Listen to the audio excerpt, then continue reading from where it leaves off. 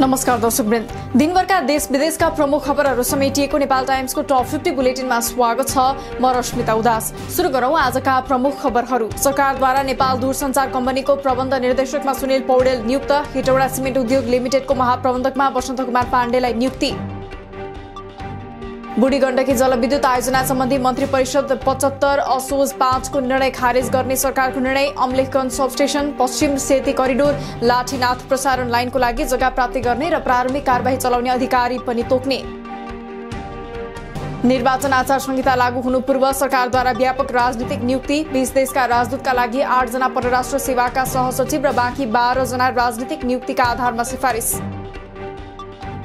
रोजगार अनुमति प्रणाली ईपीएस मार्फत नेपालीलाई रोजगारीको लागि दक्षिण कोरिया पठाउने सम्बन्धी समझदारी पत्र नवीकरण गर्ने। ज्येष्ठ नागरिकहरूलाई विशिष्ट प्रकारको विशेषज्ञ सेवासहित एक अस्पताल स्थापना गर्न सैद्धान्तिक सहमति प्रदान गर्ने। बुढी गण्डकी जलविद्युत आयोजना स्वदेशी लगानीमा नै निर्माण गर्ने सरकारी निर्णयको कांग्रेसद्वारा स्वागत। ओलीको आत्मलोचना सुन्न पाइने अपेक्षा गरेको महामन्त्री विश्वप्रकाश शर्माको तर्क।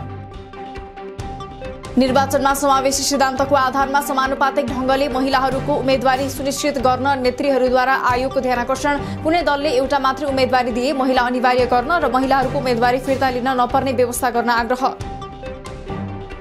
स्थानीय निर्वाचनका लागि आचार संहिता आजदेखि लागू। आचार संहिता अनुसार कसैको पक्ष विपक्षमा सञ्चार माध्यममा सामाजिक सञ्जालमा पोस्ट वा शेयर गर्न नपाइने। झोला, टी शर्ट जस्ता सामग्री छाप्न र वितरण गर्न समेत रोक। नेपाल बार एसोसिएसनको चुनावमा सत्ता गठबन्धनबाट अध्यक्षका उम्मेद्वार गोपाल कृष्ण घिमिरे सहित प्यानल नै निर्वाचित। कांग्रेस निकट घिमिरेलाई 4474 मत प्राप्त। महासचिवमा अन्जिता खनाल, कोषाध्यक्षमा भरत बहादुर राउत निर्वाचित। सरकारको सबैभन्दा प्रभावकारी निकाय भनेको स्थानीय तह भएको भन्दै स्थानीय नागरिकलाई प्रभावकारी सेवा प्रवाह गर्न प्रधानमन्त्री शेरबहादुर देउवाको आग्रह। स्थानीय उत्पादन वृद्धि गरी अत्यावश्यक वस्तु तथा सेवामा गाउँ ठाउँमै पहुँच विस्तार हुन जरुरी रहेको जिकिर। सरकारको सबै शक्ति आउँदो पालिका चुनावमा केन्द्रित भएको गृहमन्त्री बालकृष्ण खाँडको भनाई। चुनावमा भाग लिने सबै दललाई आश्वस्त पार्दै चुनाव स्वतन्त्र, निष्पक्ष र भयरहित वातावरणमा सम्पन्न हुने उल्लेख। सत्तारूढ दलहरूबीच तालमेलको विषयमा कुरा भएको माओवादी अध्यक्ष प्रचण्डको भनाई। सबैतिर तालमेल गरेर नै जाने कुरा भएको जिकिर। भरतपुर महानगरको नेतृत्वका बारेमा छलफलबाट निकास निकाल्ने उल्लेख। माधव नेपाललाई आगामी संसदीय निर्वाचनमा 3 सिट ल्याएर देखाउन एमाले अध्यक्ष केपी ओलीको चुनौती। पार्टी एकीकरणको बेला आफूले 54 सिट दिएको प्रचण्ड र 23 सिट दिएको नेपालले दुरुपयोग गरेर पार्टी फुटाउने काम गरेको भन्दै आक्रोशित। डाक्टर गोविन्द केसीप्रति संकेत गर्दै मेडिकल कलेज र इन्जिनियरिङ कलेज खोल्नै नदिने मतियारहरू सक्रिय रहेको ओलीको तर्क। विद्यार्थी बाहिर पढाउने र कमिसन खान पल्केकाहरूले नै स्वास्थ्यको हब बन्न लायक मुलुकमा कलेज खोल्न नदिने अवस्था आएको आरोप। महानगरको प्रमुखमा कांग्रेसलाई सहयोग नगरे परिणाम सोचेभन्दा फरक हुन सक्ने कांग्रेस चितवनका सभापति राजेश्वर खनालको भनाई। कार्यकर्तालाई निराश बनाएर गरिएको कामले गठबन्धन र कांग्रेस पार्टी नै धराशायी बन्ने तर्क। कांग्रेसका मोरङस्थित विभिन्न स्थानीय संयन्त्रले कसैसँग पनि चुनावी तालमेल नगर्ने निर्णय गर्न थालेपछि गठबन्धनका अन्य दलहरू दोस्रो गठबन्धन बनाउने तयारीमा। गठबन्धनका अन्य दल कांग्रेसले हेपेको भन्ने निष्कर्षमा पुगे। पालिका स्तरमा मतको विश्लेषण गरेर सिट बाँडफाँड गर्ने लुम्बिनी प्रदेशमा सत्तारूढ गठबन्धनको तयारी। 109 पालिकाको धरातलीय अवस्थाको अध्ययन गरी चैत्र 26 गतेसम्म रिपोर्ट बुझाउन सम्बन्धित पार्टीका जिल्ला समितिहरूलाई निर्देशन। स्थानीय चुनाव नजिकिएका बेला काठमाडौँको खुला मञ्चमा राप्रपाको आज शक्ति प्रदर्शन। सभालाई अध्यक्ष राजेन्द्र लिङदेन, पूर्व अध्यक्षहरू पशुपति शमशेर राणा र प्रकाश चन्द्र लोहनी लगायत नेताहरूद्वारा सम्बोधन। आगामी निर्वाचनमा एमालेकै चुनाव चिन्ह लिएर पार्टी निर्वाचनमा सहभागी हुन इच्छुक रहेको राप्रपा नेपालका अध्यक्ष कमल थापाको भनाई। आफ्नो पार्टीका नेता तथा कार्यकर्ताहरूलाई एमालेसँग मिलेर सहकार्य र तालमेल गरेर अघि बढ्न पनि आग्रह। नेपालमा आज 4000 बढीमा गरिएको परीक्षणमा 12 जनामा कोरोना पुष्टि। आजै 89 जना संक्रमण मुक्त भए। मृतक शून्य। हाल देशभर 669 जना सक्रिय संक्रमित। काठमाडौँबाट हङकङ उड्ने 11 अप्रिलका सबै यात्रुले अनिवार्य 48 घण्टाभित्रको पीसीआर रिपोर्ट बोक्नुपर्ने। परीक्षणका लागि आइतबार बिहान 10 बजेदेखि 1 बजेसम्मको समय। रिपोर्ट सोमबार 3 बजेसम्म वितरण भइसक्ने। गण्डकी प्रदेश सरकारद्वारा संक्रामक तथा सरुवा रोग अस्पताल व्यवस्थापन समितिका अध्यक्ष कृष्ण प्रसाद पौडेल सहित 4 पदाधिकारीलाई पदमुक्त। कार्यकाल नपुग्दै पदमुक्त गरेपछि पदाधिकारी अदालत जाने। स्वास्थ्य जस्तो क्षेत्रमा पनि राजनीतिक चलखेल भएको आरोप। गण्डकी प्रदेश सरकारले 11वटै जिल्ला खेलकुद विकास समिति र 1 अस्पतालका अध्यक्ष सहितका पदाधिकारीलाई हटायो। खेलकुद विकास समितिका पदाधिकारी निर्वाचनपछि नियुक्त गर्ने। संक्रामक रोग अस्पताल व्यवस्थापन अध्यक्ष र सदस्य भने आजै नियुक्त। 15 महिनादेखि 15 वर्ष मुनिका बालबालिकालाई आजदेखि देशभर टाइफाइड विरुद्धको खोप दिने अभियान सुरु। विद्यालयमा समेत गरी आजदेखि 50,000 खोप केन्द्रबाट खोप अभियान सञ्चालन। आज 6औं स्वास्थ्य बीमा दिवस। झण्डै 53 लाख नागरिक स्वास्थ्य बीमाको पहुँचमा। 20,89,000ले बीमा मार्फत स्वास्थ्य सेवा लिएको र बीमा कार्यक्रमबाट हालसम्म 17 अर्ब रुपैयाँ उपचारमा खर्च भएको तथ्याङ्क। सरकारी स्वास्थ्य संस्था गुणस्तरीय सेवा दिन असफल भएको नेपाल मेडिकल काउन्सिलका अध्यक्ष डाक्टर भगवान कोइरालाको भनाई। ऐन नियम बुझेको तथा व्यवस्थापकीय तालिम लिएकालाई मात्रै नियुक्त गर्दा अस्पतालको सेवा सुधार गर्न सकिने जिकिर। मध्य प्रदेशमा गौरवशाली इतिहास बोकेको प्रादेशिक अस्पताल जनकपुर धामको अस्तित्व नै नामेट पार्ने प्रयास भइरहेको भन्दै प्रदर्शन। अस्पताललाई मधेस स्वास्थ्य विज्ञान प्रतिष्ठानमा गाभ्ने तयारी भएपछि अस्पतालका कर्मचारी तथा स्वास्थ्य कर्मीहरू विरोधमा उत्रिए। विदेश पढ्न जानेहरूलाई स्वदेशमै उच्च शिक्षा दिने वातावरण सिर्जना गर्नुपर्ने राष्ट्रपति विद्यादेवी भण्डारीको भनाई। विदेशीहरूलाई समेत नेपालमा अध्ययन तथा अनुसन्धानका लागि आकर्षित गर्न सके लगानी परिणाममा निकाल्न सकिने उल्लेख। कुलपतिहरूलाई सरकारले निर्माण गरेका विश्वविद्यालयहरूलाई आफ्नै विश्वविद्यालय ठानेर हिलचेक्राइ नगर्न शिक्षा मन्त्री देवेन्द्र पौडेलको आग्रह। यस्तो पक्षले उच्च शिक्षालाई नियमन गर्ने कुरामा गम्भीर असर पारिरहेको तर्क। ब्रिटिश क्याम्प नेपालबाट हटाउन माग गर्दै दर्ता गर्न खोजेको रिट दरपीठ भए पनि अभियान नरोकिने गोर्खा भूतपूर्व सैनिक संघका अध्यक्ष पदम गुरुङको भनाई। नेपालीहरूमाथि भएको ज्यादतीको अन्तिम फैसला ब्रिटिस अदालत वा हेगबाट हुनुपर्ने धारणा। काष्ठमण्डपमा प्राचीन मूर्ति परिवर्तन गरेर कोठामा बन्द गरी राखेर अदालतको अवहेलना भएको विषयमा सर्वोच्चद्वारा जवाफ माग। 7 दिनभित्र अदालतमा जवाफका साथ विपक्षी स्वयं उपस्थित हुनुपर्ने। मुहानबाट मूलसुरुङमा अझै पानी भर्न सुरु नगरिएकाले मेलम्ची खानेपानी आयोजनाको पानी चैत मसान्तसम्म काठमाडौँ नआउने। वैशाख अन्त्यसम्ममा मात्रै काठमाडौँमा पानी झर्न सक्ने आयोजनाको भनाई।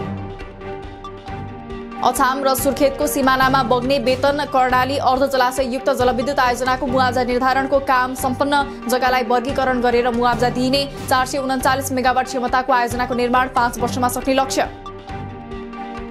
नेपाल भारत मैत्री धर्मशालामा बता समूहद्वारा सञ्चालित होटल आनन्दमा पशुपति क्षेत्र विकास कोषले गरेको तालाबन्दी खोल्न अदालतको आदेश। धर्मशालामा रहेका सरसामान हटाउन सूचित गरिए पनि बता समूहको आनाकानी। वसन्त ऋतुमा सगरमाथा आरोहणका लागि दोस्रो शिविरसम्मको बाटो खुल्यो। आरोहीहरूलाई दोस्रो शिविरसम्म जान अनुमति। यस वर्षको वसन्त ऋतुमा आरोहणका लागि अहिलेसम्म 21 समूहका 200 ले लिए अनुमति। मिथिलाञ्चलमा आज बिहान उदाउँदो सूर्यलाई अर्घ दिँदै चैते छठ सम्पन्न। पारिवारिक सुख शान्ति समृद्धि शारीरिक कल्याण रोगबाट मुक्ति तथा विभिन्न मनोकांक्षा पूरा होस् भन्ने उद्देश्यले छठ मनाउने प्रचलन। आगामी दिनमा सिँचाइका आयोजनाहरू पहाडी र हिमाली भेगमा बनाउनु पर्ने ऊर्जा मन्त्री पम्फा भुसालको भनाई। आयोजनाहरू तराई केन्द्रित भएको भन्दै पहाडी र हिमाली भेगमा सिँचाइ पुर्याउन सके उत्पादनमा वृद्धि भई आत्मनिर्भर हुन सकिने उल्लेख।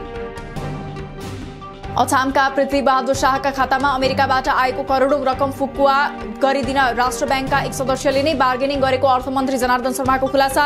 राष्ट्र ब्याङ्कका गोप्य सूचनाहरू राष्ट्र ब्याङ्ककै उच्च अधिकारीहरूले मिडियामा दिने गरेको आरोप। अर्थमन्त्री जनार्दन शर्माले मागे पछिल्लो 15 दिनमा ब्याङ्कहरूमा एलसी खोल्नेहरूको यकिन रेकर्ड। विलासिताका सामान सरकारले धेरै छुट दिएकाले आयात बढ्दा विदेशी मुद्रा सञ्चितमा दबाव परेको दाबी। नेपालको अर्थतन्त्रमा बाह्य क्षेत्र व्यवस्थापन गर्न नसके थप चुनौती रहने राष्ट्र ब्याङ्कका गभर्नर महाप्रसाद अधिकारीको दाबी। पेट्रोलियम पदार्थको मूल्यले बाह्य क्षेत्रमा चाप परेको र लगानी योग्य रकम नभएको कारण ब्याङ्कहरूमा ब्याज दर बढ्दै गएको उल्लेख। सुनको भाव आज तोलामा 500 रुपैयाँले बढेर 79,500 रुपैयाँ निर्धारण। चाँदी पनि तोलामा 10 रुपैयाँले बढेर 1355 रुपैयाँमा कारोबार।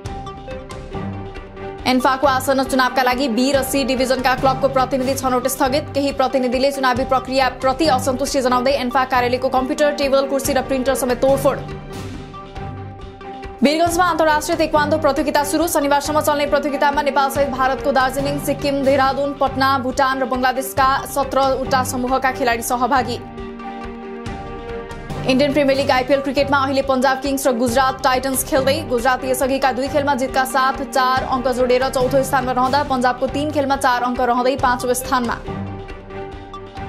गएको 44 दिनदेखि आक्रमण गरिरहेको रुसद्वारा आज युक्रेनमा एक रेलवे स्टेशनमा अहिलेसम्मकै घातक रकेट आक्रमण। हमलामा कम्तीमा 35 जना भन्दा बढीको मृत्यु, 100 बढी घाइते। आक्रमणपछि भागदौड मचिँदा मृतकका शवहरू छेदविच्छेद। युरोपियन कमिसनकी प्रमुख उर्सुला भोन युक्रेनमा भोनले जेलेन्स्कीसँग भेटवार्ता गर्ने युक्रेनको बोरोदियांकामा भएको क्षति बुचाको भन्दा डरलाग्दो रहेको जेलेन्स्कीको भनाई रुसले जानी जानी नागरिकमाथि आक्रमण गरेको आरोप बहुमत राष्ट्रले मतदान गरेपछि संयुक्त राष्ट्रसङ्घको मानव अधिकार परिषदको सदस्यबाट रुस निलम्बित रुसलाई निलम्बन गर्नुपर्ने पक्षमा 93 मत पर्दा विपक्षमा 24 मत नेपालसहित 58 मुलुक तटस्थ अमेरिकाको सर्वोच्च अदालतमा पहिलो पटक अश्वेत महिला केतान्जी ब्राउन ज्याक्सन बनिन् न्यायाधीश अमेरिकी सर्वोच्च अदालतमा ज्याक्सन न्यायाधीश हुने 6औं महिला 51 वर्षीय ज्याक्सनको पक्षमा 3 रिपब्लिकन सहित 53 सांसदको मत साउदी र युएईले द्वन्द्वग्रस्त यमनलाई 3 अर्ब 50 करोड अमेरिकी डलर सहयोग गर्ने सहयोग रकम पेट्रोलियम पदार्थ तथा विकास परियोजनामा खर्च गरिने यमनी परिषदलाई हुती विद्रोहीसँग वार्ता सुरु गर्न साउदीको आग्रह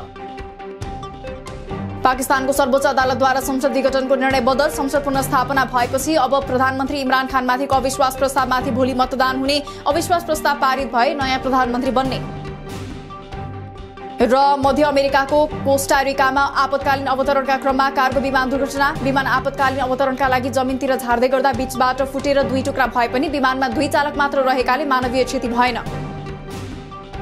दिनभरका देश विदेशका प्रमुख खबरहरू समेटिएको नेपाल टाइम्सको टप 50 बुलेटिन अहिलेलाई सकियो हामी भोलि टप 15 समाचारका साथ उपस्थित हुने नै छौं नेपाल टाइम्सको युट्युब च्यानल सब्स्क्राइब गरिदिनु भएकोमा र फेसबुक पेज लाइक गरिदिनु भएकोमा धन्यवाद ताजा खबरहरू नेपाल टाइम्सको अनलाइन पोर्टल www.nepaltimes.net मा पनि गएर हेर्न सक्नुहुनेछ नेपाल टाइम्स हेर्दै गर्नुहोला नमस्कार